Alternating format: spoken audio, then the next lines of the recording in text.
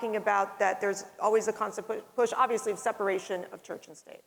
If you look at the first 200 years of American history, I encourage you, go back and look at presidential addresses. Look at speeches on the floor of the House and Senate. God and the Bible were just infused in almost everybody. Democrat, Republican, Whig, Federalist, it doesn't matter. They all spoke in the common language of the country.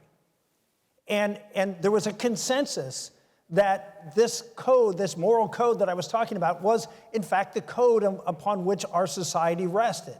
That's right. And for 200 years that was the case, and it changed about 50 years ago. We took the Bibles out of the classroom. We started speaking in much more secular language and talking about how we had to separate church and state. What does that mean?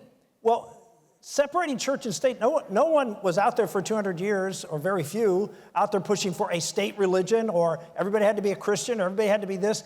What they were focused on was, again, the principles that were in this Bible. And what those principles demand responsibility and accountability to a set of laws.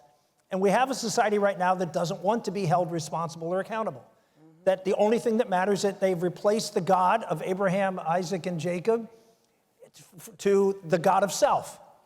And if you want to live the way you want to live, and that's their version of freedom, then you don't want some outside group or force telling you what you're doing is wrong.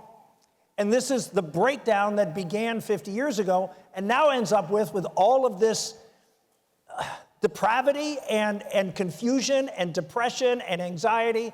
We have a generation of young people who are as depressed and as mentally disturbed for a variety of different reasons because the society has no coherent moral understanding. Right.